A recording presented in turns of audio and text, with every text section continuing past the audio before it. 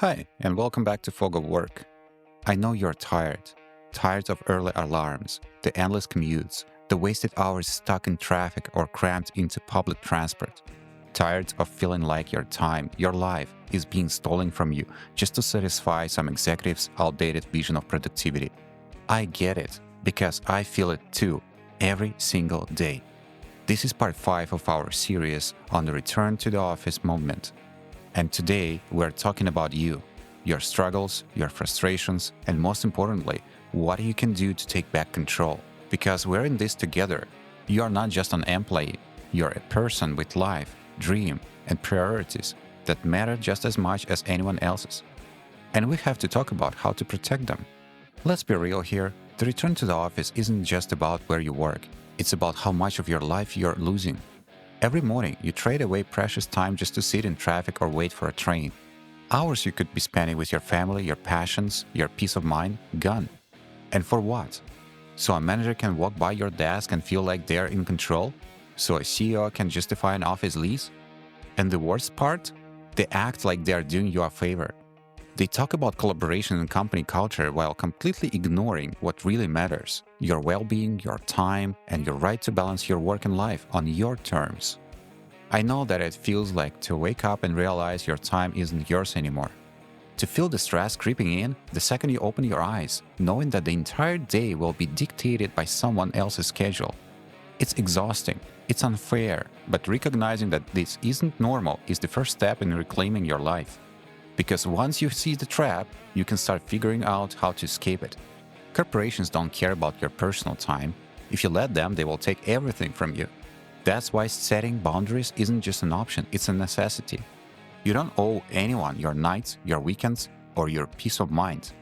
If your workday ends at 5, log off. If they expect you to stay late for meetings that could have been emails, push back. I used to think that going above and beyond would earn me recognition. You know what it actually earned me? More work, more expectations, and more burnout. And let's talk about the guilt they try to plant into your head. That little voice that says, if you don't answer this email now, you might look bad. Or, if you take your full lunch break, maybe they'll think you're slacking. That's just a corporate manipulation. They want you to feel guilty for protecting your own time because it benefits them if you don't. They will take as much as you let them, stop letting them. We can't always change the system overnight, but we can fight back in small ways. And those small ways add up.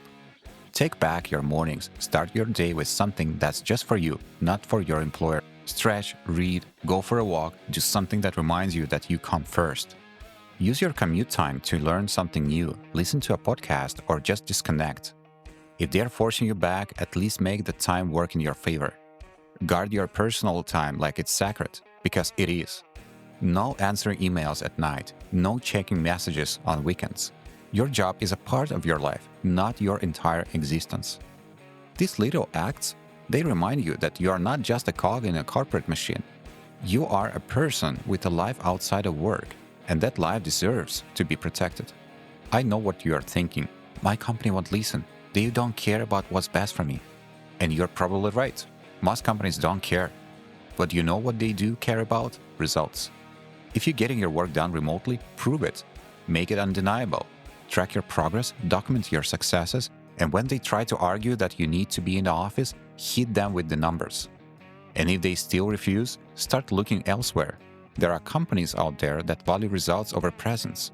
You deserve to work for one of them. And more importantly, you deserve to live a life where your job doesn't dictate every waking moment. Let's be honest, corporate jobs were never designed for us. They were designed to squeeze as much as possible from workers while giving back as little as they can get away with. If you're waiting for your company to change, stop waiting. Start looking for your way out. Maybe that means freelancing, starting a side business, learning a new skill, or networking with companies that actually respect their employees. You don't have to be trapped. The first step is believing that there is another way and then taking action to find it. It might take time, but every step you take away from dependency on a toxic job is a step toward real freedom. I know it can feel like you're the only one who sees how broken the system is, but you're not alone. There are millions of us out there, exhausted and frustrated, just like you. So let's start talking. Find your allies. Start conversations with your coworkers, your friends, your online communities. The more we share our experiences, the more power we have to change things. The system wants us isolated. Let's refuse to let that happen.